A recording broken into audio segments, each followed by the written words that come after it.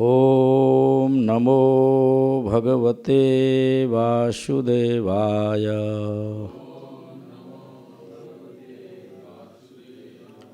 ओम नमो भगवते वासुदेवाय।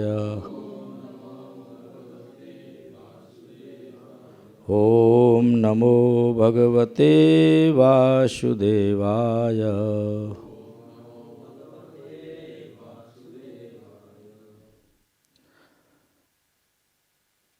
तो जैसा श्री केशव प्रभु जी का निर्देश आदेश हुआ है,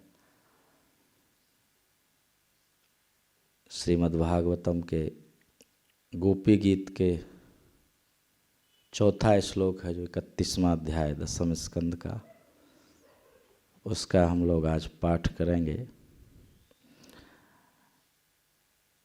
वास्तव में हमारा इस पर योग्यता नहीं है कुछ बोलने का, लेकिन फिर भी भागवत पाठ करने से अपनी ही शुद्धि होती है भक्तों के बीच में, और भक्तों का आदेश पालन करना अगर उसको नहीं किया जाए तो उसको भी धृष्टता या अहंकार व्यक्त होता है। इसलिए मैं इस रूप में ही यहाँ आया हूँ कि मेरा हमारे वरिष्ठ हैं श्रीमान शंकर शरणताई प्रभु, उनका सानिध्य भी मिलेगा। और मैंने कभी भागवत विद्यालय भी नहीं देखा था पिछले 1 वर्ष से श्री केशव प्रभु आमंत्रित कर रहे थे, जब वृंदावन में था तो मैं नहीं आ पाया। पिछले वर्ष भी परिक्रमा में रहा लेकिन नहीं हो पाया आना। तो अब तो गोवर्धन में शिफ्ट हो गया, तो मेरी यही लालसा थी कि मैं दर्शन भी कर लूँगा, मिल लूँगा। ये तो मात्र बहाना है कि भागवत में मैं क्या बोलूँगा। कल मैं चर्चा कर रहा था श्रीमद् राधा रमण स्वामी महाराज जी से कि इस विषय पर हम कहाँ से बोल सकते हैं। तो बोल रहे थे हमारी आपकी क्या बात है, जब इस विषय पर बड़े बड़े आचार्य लोग भी यही लिखते हैं, श्रीधर स्वामी, सनातन गोस्वामी आदि, कि भगवान के लिए जो गोपियों ने गीत गाया है, इसका अर्थ या तो भगवान समझते हैं या गोपियाँ समझती हैं। वास्तविक इसका अर्थ क्या है, भाव क्या है। बाकी हम लोग तो आचार्यों का अनुगमन करते हैं कि उसको पढ़ते हैं और आनंद लेते हैं, उसका कुछ समझने का प्रयास करते हैं, लेकिन वास्तव में भगवान और गोपियाँ ही जानती हैं। तो चूँकि इसका पाठ करने में बहुत आनंद आता है, तो इसलिए हम लोग इसका आवृत्ति करेंगे, पढ़ेंगे। उसके बाद यहाँ तो भागवत विद्यालय में भागवत पढ़ने वाले लोग हैं, और श्री केशव प्रभु भले ही जूनियर हैं हमसे, लेकिन विद्वान ज़्यादा हैं क्योंकि पढ़ते हैं, पढ़ाते हैं। और शंकर शरणताई प्रभु तो हमसे वैसे भी सीनियर हैं। तो मैं अध्ययन तो नहीं करता हूँ, लेकिन जो श्रवण किया हूँ, जैसे श्री केशव प्रभु कह रहे थे, तो जो कुछ सुना है उसी को थोड़ा सा यहाँ पर चर्चा करेंगे। और यह मेरा भागवत का प्रवचन नहीं है, केवल पठन है। इसी रूप में केवल स्वीकार करें आप लोग कि इस रूप में हम पाठ करेंगे। क्योंकि गोपी गीत पढ़ने में बहुत आनंद आता है, तो इसकी हम लोग उसी रूप में आवृत्ति करते हैं और फिर थोड़ा सा उसके विषय में बातचीत करें। तो हमें क्षमा करेंगे, और मैं जिस उद्देश्य से आया हूँ मिलना हो जाएगा। तो इसको गाते हैं। इसको चौथा श्लोक बताया था प्रभु जी ने, 31वें अध्याय का चौथा श्लोक। न खलु गोपिका नंदनो भवान अखिल देहि नाम अंतरात्मदृक्। न खलु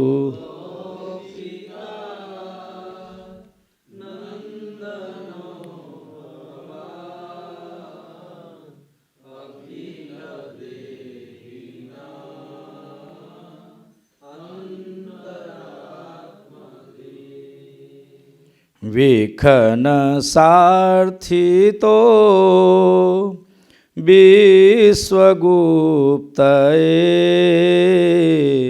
सखयुदेवान् सात्वतां कुले।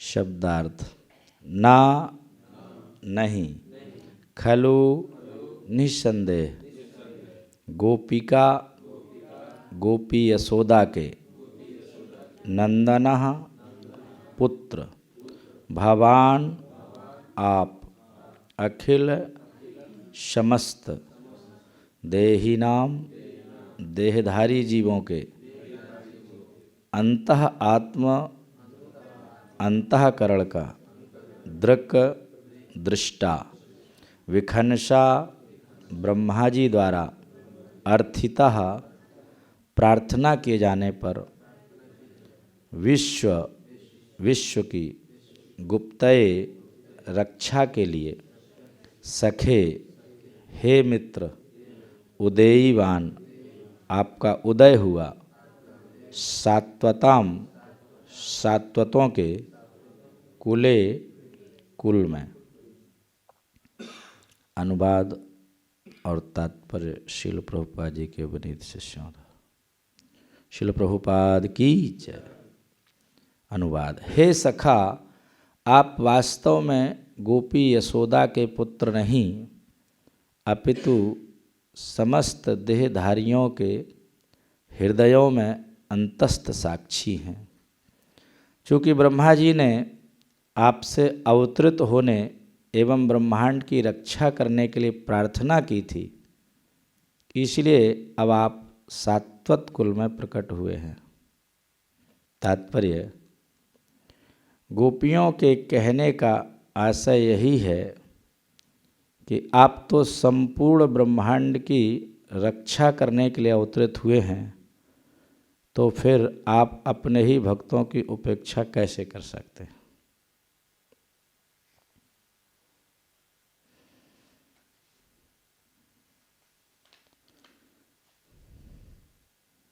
तो गोपी गीत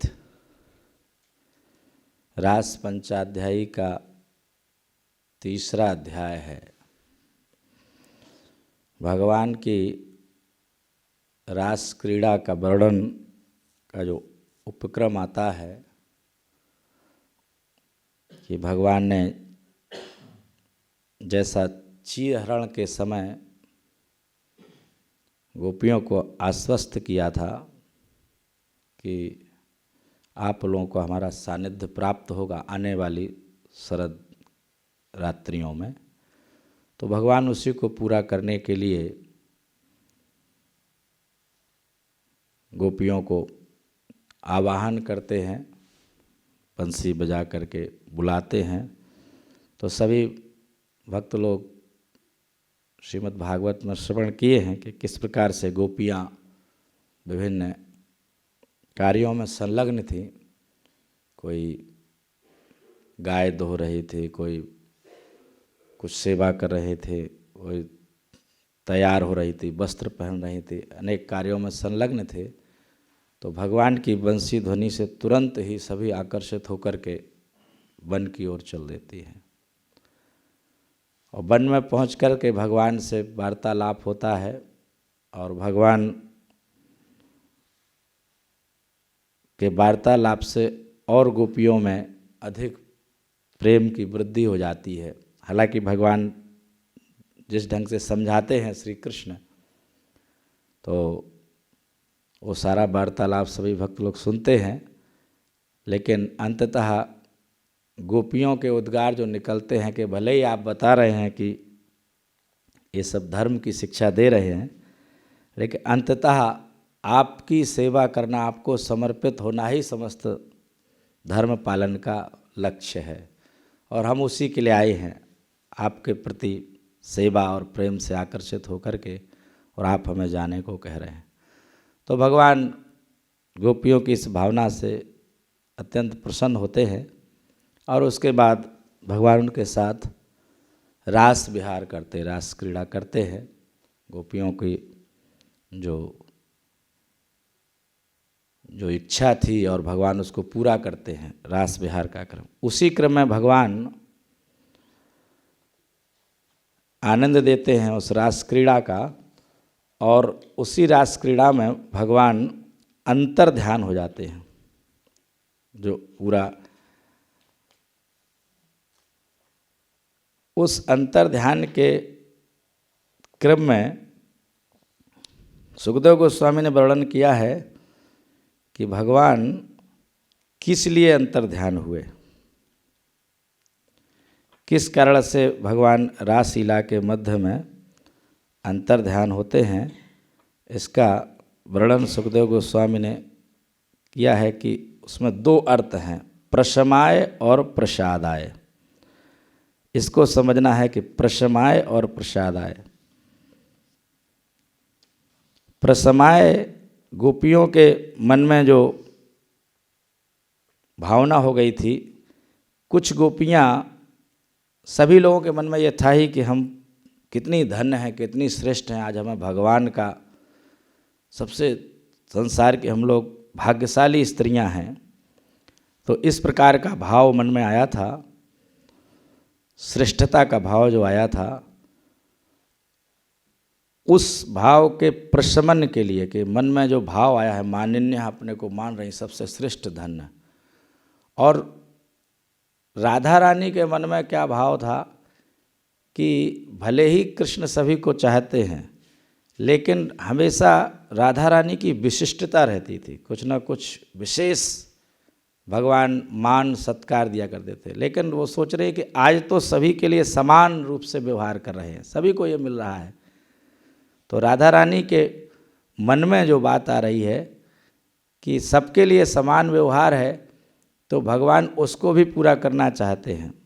अंतर ध्यान हो करके, अन्य गोपियों से अलग हो करके राधा रानी को लेकर के अलग जाना चाहते हैं, ताकि उनको ये महसूस ना हो कि बिल्कुल समान नहीं है। भगवान ये व्यक्त करना चाहते हैं कि नहीं, आपका जो विशिष्टता है वो है, बरकरार है। तो दोनों ही चीज़ें हैं।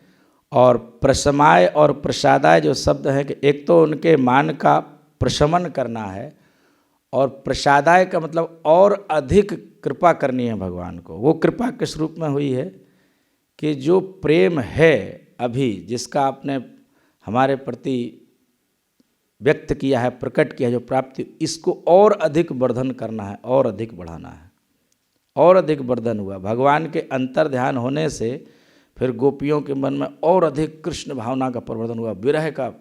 तो भगवान को खोजने में लगी हैं, 30वें अध्याय में खोजती हैं भगवान को, और अंततः जब खोजते खोजते जब वो थक जाती हैं, पूरे वन के छोर तक खोज लेती हैं, तो अंत में आकर के अन्विच्छतयो भगवतो मार्गम गोप्यो विदूरतः ददृशुः प्रियम श्लेषान मोहिताम दुखिताम सखी। तो इस प्रकार से जब नहीं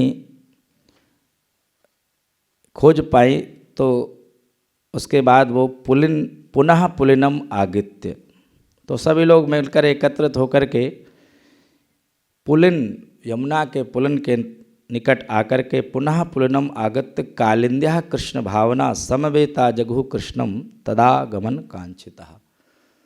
तो ढूंढने में प्रयास असफल रहा, तो उनके आगमन की इच्छा से पुलिन में इकट्ठा होकर के, कालिंदी के पुलिन में कृष्ण भावना से पूरित है।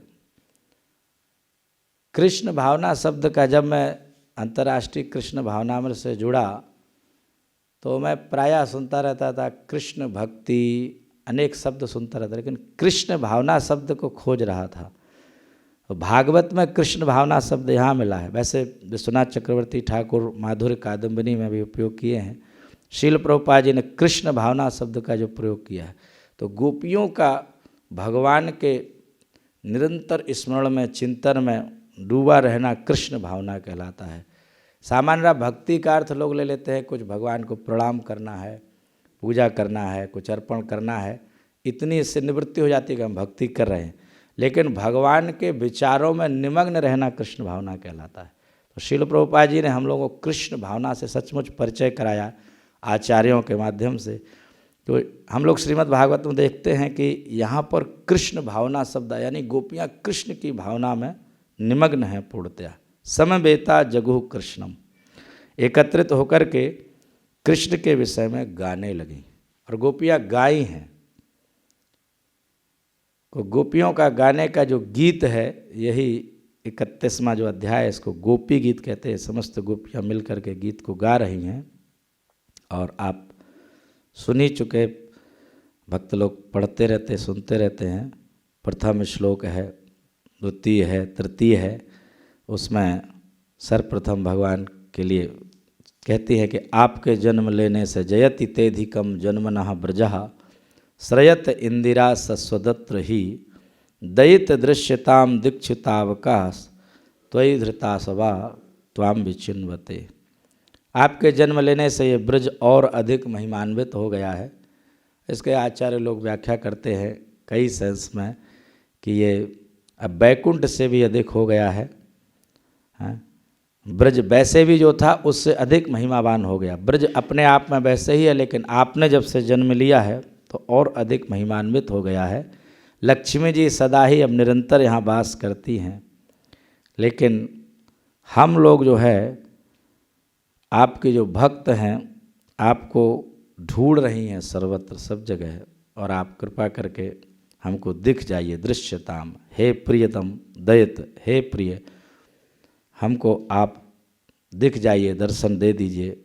दयिताम दृश्यताम दीक्षुताव कहा, सभी दिशाओं में हम आपको खोज रही हैं और अपने प्राणों को सिर्फ इसलिए धारण किए हैं कि आपका हम दर्शन करना चाहते हैं। और एक भाव आता है, हम श्रवण करते हैं भक्तों से कि मान लीजिए प्रश्न उठता है कि जिसको विरह होता है भगवान का, तो वह विरह में प्राण त्याग देना चाहिए। धारण नहीं हो सकता ना, अगर इतना अधिक विरह है।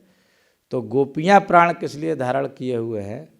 क्योंकि गोपियाँ जानती हैं कि हमारे प्राण त्यागने से कृष्ण को सुख नहीं पहुँचेगा, और गोपियों की भावना सदैव कृष्ण को सुख पहुँचाने की है।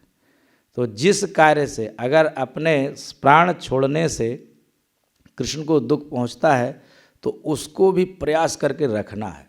यह है त्वयि धृत आसवा, आपके लिए ही प्राण धारण किए हुए हैं। इससे हम लोग सुनते हैं भक्तों से कि गोपियों की जो उच्च स्थिति है कि लोग जीते तो हैं भगवान के लिए और मरते हैं भगवान के लिए, लेकिन गोपियाँ मृत्यु को भी वर्ण नहीं कर रही हैं क्योंकि कृष्ण को दुख होगा। ऐसे जिया नहीं जाता है, भगवान के बिना रहना बहुत कठिन होता है। लेकिन गोपियों का आशा है यहाँ पर कि हम लोग प्राण को धारण किए हुए हैं और आपको खोज रही हैं। तो ये उनका भाव है। हम केवल सामान्य अर्थ ही बता पाएंगे, व्याख्या तो अन्य आचार्य लोग करते हैं या जो भक्त बहुत विद्वान पढ़ते हैं। दूसरे श्लोक में आता है शरद उदासय साधु जात सत सरसजोदरा श्री मुषादशा सुरतनाथ ते अशुल्क दासिका बरद निघ्नतो नेह किम बधा। भगवान की सुंदर जो चितवन है उसका स्मरण करते हुए गोपियाँ गा रही हैं, कह रही हैं कि हे सुरतनाथ, हे प्रेम के स्वामी, प्रेम का वर्धन करने वाले। गोपियों के प्रेम शब्द का हमेशा दिव्य प्रेम है। सभी भक्त जानते हैं कि वहाँ काम की गंध मात्र भी नहीं है। तो सुरत का अर्थ है मतलब प्रेम के स्वामी, जो प्रेम के नाथ, प्रेम को बढ़ाने वाले हैं। तो हे प्रेम के स्वामी, आपका जो दृष्टि है, जो दृष्टि डालते हैं आप, चितवन डालते हैं, वो इतनी सुंदर है आपकी चितवन कि शरद काल में जो कमल उदित होता है, शरद काल में जलाशय बहुत स्वच्छ हो जाते हैं और उन जलाशयों में जो कमल खिलता है, वो कमल के अंदर भी जो और सुंदरता होती है, कमल के मध्य में जो उसका पराग होता है, बीच का नाल होता है, और सौंदर्य से युक्त होता है। तो उससे तुलना करते हुए कह रही हैं कि शरद कालीन जलाशय में जो बढ़िया से कमल खिला हुआ है और उसके अंदर की जो सुंदरता है उसको भी मात करने वाली है आपकी जो दृष्टि है, चितवन है। तो आप उस चितवन से हम सब लोगों को आकर्षित किए, खींचे और अब दूर हो गए हमसे, अंतर ध्यान हो गए। तो वैसे कहा जाता है कि कोई किसी का वध करता है, हथियार से करता है, किसी प्रकार से करता है, लेकिन आपका ये हमारे दृष्टि से ओझल हो जाना, हमें दर्शन न देना, क्या ये वध नहीं है? वध केवल वैसे ही हथियार से या किसी तरीके से नहीं होता है, आपका हमको दर्शन न देना भी एक प्रकार का वध है। आप तो सब प्रकार से हमेशा लोगों को कल्याण ही करते हैं, वरद हैं आप, वर देने वाले हैं। तो हमको वर देने की जगह हमारा वध क्यों कर रहे हैं? हमको दर्शन न दे करके हमारी ये स्थिति हो रही है। तो हम तो आपकी अशुल्क दासिका हैं। दासिका, दासत्व तो होता है, कभी कभी सेवक लोग सेवा करते हैं तो उनके बदले में कुछ पारिश्रमिक की आशा रखते हैं अथवा पारिश्रमिक दिया ही जाता है सामान्य नियम में। लेकिन गोपियाँ कहती हैं अपने आप को कि हम तो आपकी अशुल्क दासिका हैं, हम किसी प्रकार से कोई भी अपेक्षा नहीं करती है आपकी सेवा के अतिरिक्त। और तो गोपियों ने अपने आप को अशुल्क दासिका कहा है। तो यह जो भगवान के सुंदर चितवन को स्मरण करते हुए और उनसे गोपियाँ ये कह रही हैं। और वध करने के क्रम में ही बता रहे कि अगर वध करना ही था तो वध तो हमारा कब का हो गया होता, हम लोग कब की मर गई होती। अनेक प्रकार के ऐसी विघ्न बाधाएं आई तो हमारा अब तक तो वध हो गया होता। तो अगर वध करना ही था तो उस समय क्यों बचाया? बहुत सी ऐसी घटनाएं हुई हैं कि हम लोग तो कब के मर गए होते। विष जलाप्ययाद ब्याल राक्षसाद वर्ष मारुताद वैद्युतानलात वृषमयात्मजात विश्वतो भयात ऋषभ ते भयम रक्षितामो। तो अनेक बार आपने बारंबार अनेक ऐसे अवसर आए कि हम लोगों का तो वैसे ही मृत्यु हो गया होता, वध हो गया होता, तो आपने फिर बार बार रक्षा क्यों किया? उन घटनाओं का स्मरण कर रही हैं। ऐसे कालिया नाग जहाँ रहता था, विषैला जल हो गया था यमुना जी का, तो वो दूषित जल से सभी लोग मर ही जाते। गायें मरने वाली थी, पशु पक्षी ऊपर से झुलसते थे, उसको हम लोगों पे वो उस दूषित जल से हम सभी लोग मर ही जाते ब्रजवासी लोग। तो विष से रक्षा की, विष जल से रक्षा की, उस विनाश से हमारी रक्षा की। ब्याल राक्षसात, भयानक जो राक्षस था ब्याल, अघासुर, ब्याल माने सर्प बन करके जो आया था, उस ब्याल से रक्षा की। और फिर इंद्र की वर्षा, कितने ब्रज को नष्ट करने के लिए इंद्र ने कितनी भयंकर वर्षा की थी, उसमें भी हमारा वध हो ही गया होता, तो उससे क्यों रक्षा किए? आपने ही तो बचाया, गोवर्धन धारण करके सभी ब्रजवासियों सबको रक्षा की, उससे हमारी भी रक्षा हुई। और वर्ष मारुता तृणावर्त, इतना भयंकर अंधड़ लेकर आया था, ऐसे लगता था कि सारा ब्रज नष्ट हो जाएगा। मारुतात, वर्ष मारुतात। वैद्युतानलात, इंद्र का वज्र जो है उससे भी हमारे रक्षा की आपने। वृष मयात्मजात, दो असुरों का नाम ले रही हैं, वृषभासुर और मयात्मजात व्योमासुर, मय पुत्र व्योमासुर, ये दो असुरों का नाम आया है। जब हम लोग ये पढ़ते हैं तो भक्तों के मन में उठता होगा, जो क्रम से भगवान की सब लीलाओं को सुनते हैं, श्रवण करते हैं। सामान्य जनता को, पब्लिक को पता नहीं होता है, लेकिन भक्त लोग तो जानते हैं कि भगवान की ये लीलाएं हैं ये बाद में हुई हैं। अंत में जाते समय मथुरा जब भगवान गए हैं उस समय होती है। तो गोपियाँ इस समय इसको कैसे कह रही हैं? गोपियों के मन में जो है इस समय ही उनका नाम ले रही हैं कि आपने वृषभासुर से और व्योमासुर से, दोनों से हमारी रक्षा की है। ये तो रासलीला के बाद की घटनाएं हैं। तो इसके विषय में आचार्यों ने व्याख्या की है कि इनके विषय में पहले से ही जो गर्ग मुनि आदि हैं और भांगुरी ऋषि आदि, ये लोग कृष्ण के विषय में बोलते थे कि ऐसा ऐसा करेंगे, ऐसा ऐसा करेंगे। सारे ब्रजवासी लोग सुनते थे, गोपियाँ भी सुनती थी, उनको मालूम था। तो उसी भाव में उन्होंने उसको व्यक्त किया है। भगवान की लीलाओं का जरूरी नहीं एकदम से क्रम से हो ही जाए तभी उनको बोला जाए। भक्तों के हृदय में भाव में सब स्फुरित होता है उन सारी घटनाओं को, इसीलिए उन्होंने पहले से ही उनका नाम लिया है। अब उसके बाद आज का श्लोक जो हम लोग पढ़ रहे हैं वो आता है। उसमें गोपियाँ कहती हैं कि आप केवल यशोदा के पुत्र नहीं हैं, न खलु गोपिका नंदनो भवान।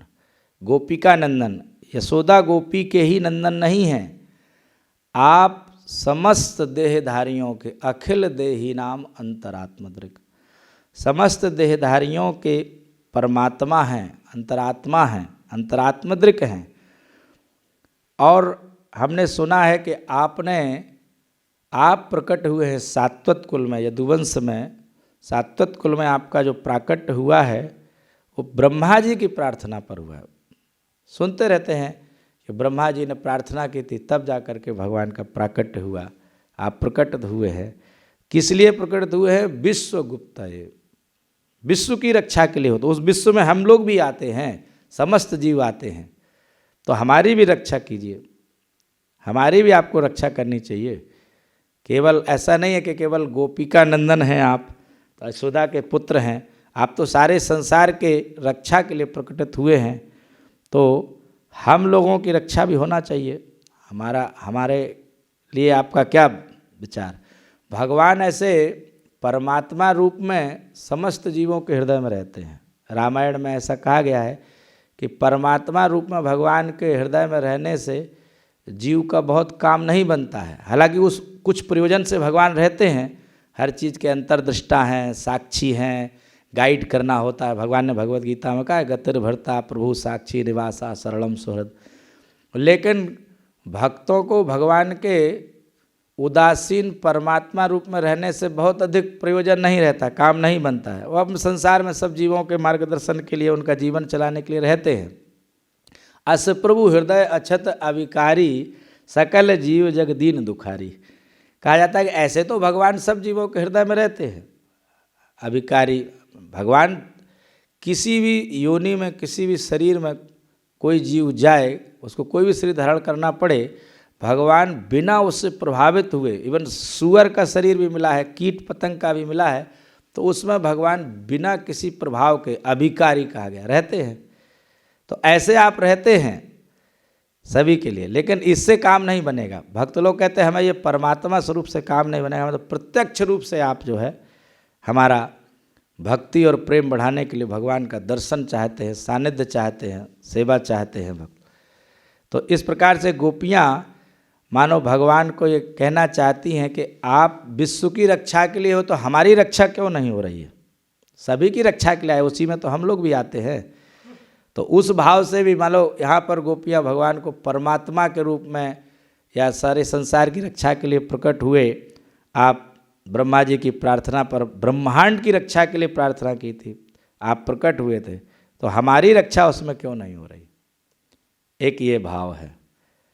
लेकिन दूसरा भाव है, सनातन गोस्वामी जी का भाव है कि गोपियाँ बिल्कुल सही कह रही हैं।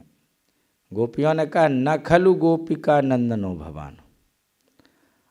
हम निश्चित रूप से न खलु, खलु माने बिल्कुल निश्चित है कि आप यशोदा के पुत्र नहीं हैं। क्यों? क्योंकि अगर आप यशोदा के पुत्र होते तो आपका इतना कठोर स्वभाव नहीं होता। क्योंकि सामान्यतः ये बताया जाता है कि पुत्र में माँ का स्वभाव आता है और पुत्री में पिता का स्वभाव आता है। ये सामान्य ऐसा वर्णन किया जाता है शास्त्रों में। तो माँ यशोदा का इतना कोमल हृदय है कि किसी भी व्यक्ति को थोड़ा सा भी दुख में नहीं देख सकती है, थोड़ा सा भी। और आप है कि हम लोगों को इतना, हम आपके विरह में इतने दुखी हैं और आप फिर भी कठोर बने हुए दर्शन नहीं दे रहे हैं, अंतर ध्यान है, हमसे दूर हैं। तो ऐसा जो आपको स्वभाव मिला, इससे लगता है कि आप यशोदानंदन नहीं हैं। अगर यशोदानंदन होते तो इतना कठोर स्वभाव कैसे होता? तो निश्चित रूप से आप यशोदानंदन नहीं हैं। न खलु गोपिका नंदनो भवान, आप निश्चित रूप से यशोदा के पुत्र हैं। क्योंकि यशोदा का स्वभाव कहाँ मिला है आपको? यशोदा के स्वभाव में तो किसी को देख ही नहीं सकती, इतना कोमल हृदय है, और आपका इस समय जो स्वभाव प्रकट हो रहा है, यानी सनातन गोस्वामी गोपिया की उस भावना को व्यक्त कर रहे हैं, दूसरा अर्थ कर रहे हैं। ये सनातन गोस्वामी का भाव है कि ऐसा श्रीधर स्वामी का भी इसी प्रकार का सनातन गोस्वामी का भाव है कि ये निश्चित रूप से आप गोपिका नंदन नहीं, यशोदा गोपी के नंदन नहीं है। नहीं तो ऐसा कहीं हो सकता था कि हम लोग इतने भारी दुख में हैं और आप हमारे दुख को दूर करने के लिए तुरंत प्रकट नहीं होते। अब ये गोपियों की भावना है और आचार्य लोग अपने भावों को व्यक्त कर रहे हैं। तो मैंने जैसे प्रारंभ में ही कहा था कि आचार्यों की टीका को पढ़ने से उनके भावों का पता चलता है। तो विद्वान भक्त हैं जो पढ़ने वाले, पंडित कहते हैं, उसी का आस्वादन करते हैं। तो मैं अध्ययन मेरा नहीं होता है अधिक, सुनी हुई बातों को मैंने बताया है, जो सुना है। अध्ययन करने के लिए तो मुझे भी महाविद्यालय में आना पड़ेगा यहाँ पढ़ने के लिए, और जो प्रेरणा देता है ये भागवत महाविद्यालय। इच्छा होती है जब भक्तों को पढ़ते हुए देखते हैं कि भागवत को पढ़ना चाहिए। सामान्य रूप से हम लोग प्रभुपाद जी की पुस्तक और क्लास आदि देने के लिए थोड़ा पढ़ते हैं, लेकिन वास्तव में आचार्यों की टीकाओं को पढ़ने से पोषण होता है। तो वो विद्वान तो आप सभी लोग हैं, पढ़ रहे हैं, हमें श्रवण करने के लिए यहाँ आना चाहिए। लेकिन आदेश हुआ है कि आप इसी थोड़ा सा क्लास भी दीजिएगा। तो मैं श्री केशव प्रभु के आज्ञा का पालन किया, और मेरी इच्छा थी कि शंकर शरणताई प्रभु यहाँ उपस्थित है, उनसे भेंट हो जाएगी हमारी, और मैं महाविद्यालय को इधर देख लूँगा। और हमारे अंदर प्रेरणा आती है कि हम भी कभी ऐसा अवसर मिले कि सेवा तो करना ही है, इस्कॉन में प्रमुख कार्य है। और कभी कभी मुझे लगता है कि अगर पूर्ण रूप से भगवान के इंद्रियां और मन भगवान के चिंतन और स्मरण में जो निमग्न नहीं है, तो फिर वो सेवा कार्य में निमग्न नहीं है। भगवान का चिंतन, स्मरण, जप, नाम, ध्यान, कीर्तन सब सेवा है भगवान की।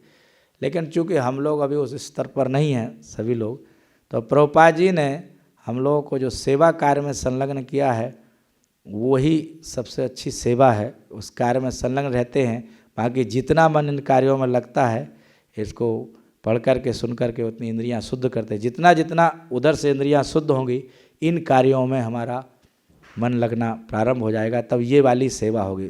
निरंतर मन और इंद्रियां कृष्ण के चिंतन में रहें, ये उत्तम कोटि की सेवा है। मई आधस्व मनोबुद्धि, मुझ में ही मन बुद्धि का निवेश करें, ऐसा भगवान का वो है। लेकिन ये अशुद्ध नहीं होंगी, अशुद्ध अवस्था में तो ऐसा संभव नहीं है। इसलिए प्रत्यक्ष सेवा कार्यों में प्रभुपाद जी ने संलग्न किया है। तो हम लोग अपने को धन्य और सौभाग्यशाली मानते हैं कि श्रील प्रभुपाद जी ने इंगेजमेंट दे दिया। क्योंकि अगर कहीं भक्त बने और मन इंद्रियों का संलग्नता नहीं हो तो फिर क्या करेंगे।